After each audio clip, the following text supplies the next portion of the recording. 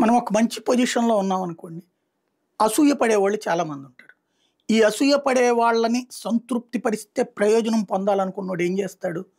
మనల్ని అవమానించడం ద్వారా మన మీద అసూయ పడే వాళ్ళ యొక్క సంతోషాన్ని చూసి వాళ్ళని తన వైపుకి తిప్పుకొని తన ప్రయోజనాన్ని నెరవేర్చుకుంటాడు. ప్రస్తుతం ట్రంప్ చేస్తున్నది అదే అమెరికాలో. భారతీయుల పట్ల అసూయ చాలా ఉంది. ఎందుకంటే కష్టపడే తత్వం ఉన్నటువంటోడు భారతీయుడు. అమెరికా ఎళ్లి కూర్చుని, తిని డొల్లేయట్లేదు అక్కడ. అవకాశం ఎంత దొరికినా ఏదో పని చేస్తాడు. ఎంతో కొంత పని చేసి ఓ డాలర్ అన్నా సంపాదించేసుకుంది. ఓ డాలర్ అంటే ఇండియాలో $90. ఈ లెక్కన పని చేస్తాడు. గంటుంటే $5 మినిమం వచ్చినా చాలే అని చేసేస్తున్నాడు. 18 ఆ దేశ చట్టాల ప్రకారం $17 ఉంటేనే చేద్దాం అనుకోవట్లేదు. అందువల్ల మన వాళ్ళకి అవకాశాలు ఎక్కువ వస్తున్నాయి. ఎక్కువ కష్టపడుతున్నారు. 24 గంటలు డ్యూటీ ఇచ్చినా చేసేస్తారు మనవాళ్ళు. అక్కడ ఇవ్వట్లేదు అంతే. అంత కష్టపడి ₹4 సంపాదించుకుని బతుకుదాం అనుకుంటారు. ఇది అమెరికా వాడికి అసూయ.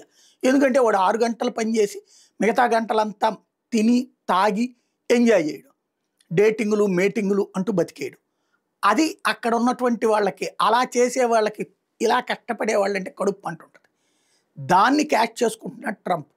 అందుకోసమే మనల్ని వేధించడం ద్వారా తన దేశంలో తనకి ఓట్లు వేసే పౌరుల యొక్క మనసుని గెలుచుకుని ఓట్లు సంపాదించుకోవాలనుకుంటున్నాడు. అందుకనినే మళ్ళీ వేధిస్తున్నాడు. H1B వీసాలకు సంబంధించినటువంటి ఏవైతే రెన్యువల్స్ కూడా కావాలని చెప్పి ఆలస్యం. ఇప్పుడు ఈ నెలలో ఉంది అపాయింట్మెంట్ అనగా, మీకు ఇప్పుడు కాదు మళ్ళీ మార్చి, ఏప్రిల్ తర్వాత ఇస్తాం.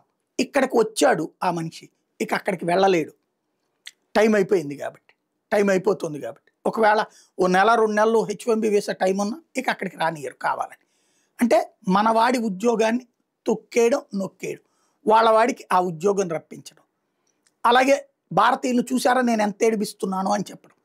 భారతీయులని అధికంగా H1B వీసాలు అత్యధికంగా వినియోగించుకున్నది భారతీయులు కాబట్టి భారతీయుల్ని వేధించేందుకు ప్రత్యక్షంగా కాకుండా పరోక్షంగా H1B వీసాలు మేటింగ్ ఇదంతా ఆలస్యం అవుతుందంటూ వచ్చే ఏడాది మార్చి తర్వాతన చూస్తారట.